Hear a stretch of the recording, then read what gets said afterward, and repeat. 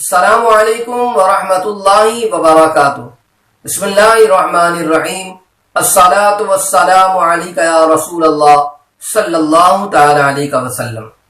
ناظرین محترم، اللہ تبارک و تعالی کی بندگی اور اس کی عبادت اور اس کے ہو جانا، جس سے انسان اگر ہو گیا تو یاد رکھیں پھر وہ انسان کامیاب اور کامران ہوتا ہوا نظر آئے گا۔ اللہ تبارک و تعالیٰ کو راضی کرنے والے کام کریں، اللہ تبارک و تعالیٰ کی بندگی، عبادت اور اس طریقے سے اپنی زندگی کے لمحات کو گزارنے کی کوشش کریں۔ آپ کو یہ بات بتاؤں تاکہ آپ کے علم میں اضافہ ہو کہ ایک مرتبہ خلیفہ ہارون رشید نے اشرفیاں اپنے غلاموں پر، لونڈیوں پر نچھاور کر دی، اور سارے کے سارے خدام، غلام، لونڈیا، یہ سب کے سب جو ہے وہ اشرفیوں پر ٹوٹ پڑے کہ کسی نہ کسی طریقے سے یہ ہمیں میسر آ جائے۔ مگر ہارون رشید یہ دیکھ کر بڑے حیران ہوئے کہ ایک حبشن جو باندی تھی وہ کسی اشرفی کی جانب یا کسی دولت کی جانب نہیں متوجہ ہو رہی ہے، بلکہ وہ ایک ہی جگہ پر کھڑی ہے اور خلیفہ کی جانب متوجہ ہیں۔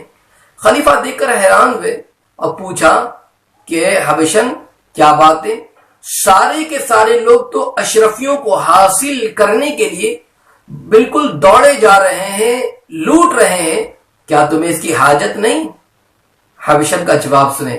حبشن کہتی ہے خلیفہ جن کو اشرفیوں کی ضرورت ہے وہ اشرفیوں کو لینے کے لیے لپک رہے ہیں، مگر خلیفہ میں تو آپ سے محبت کرتی ہوں، میں تو آپ کو چاہتی ہوں، مجھے اشرفیوں سے کیا سروکار، اگر آپ میرے ہیں تو ساری کے ساری اشرفیاں بھی مجھے مل جائے گی۔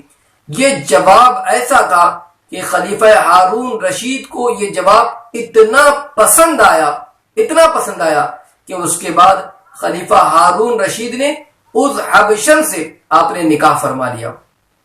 ناظرین محترم، یہاں بتانا یہ چاہوں گا کہ اس حبشن کو آپ دیکھیں کہ دولت کی طرف متوجہ نہ ہوئی بلکہ وہ خلیفہ کی جانب متوجہ ہوئی، اور یہی دل میں خیال کہ اگر خلیفہ میرے ہیں تو پھر ساری دولت میری ہے۔ یہاں پر ایک سبق مل رہا ہے، آج دنیاوی دولت کے لیے ہم اللہ کی بندگی چھوڑ دیتے ہیں، نمازوں کو چھوڑ دیتے ہیں، ذکر و اذکار کو ترک کر دیتے ہیں، اور ہم نے یہ سمجھا کہ یہی دولت سب کچھ ہے۔ کاش اگر اس خالق کی بندگی اور اس کی عبادت میں لگے رہتے تو اللہ تبارک و تعالی کی رضا حاصل کرنے والے کام کرتے، تو پھر یاد رکھو اللہ کی رضا حاصل ہو گئی تو پھر ساری خدائی ہماری ہے۔ اس لیے اپنی زندگی کے جو لمحات ہم گزارتے ہیں وہ اس کو راضی کرنے والے کام کریں، اس کی عبادت اور اس کی بندگی کرتے رہیں۔ انشاءاللہ اگر اس طریقے سے ہم نے اپنی زندگی گزاری تو کامیاب ہو جائیں گے۔ اللہ رب العزت ہم تمام کو اس کو راضی کرنے والے کام کرنے کی توفیق عطا فرمائے، آمین۔ السلام علیکم ورحمۃ اللہ وبرکاتہ۔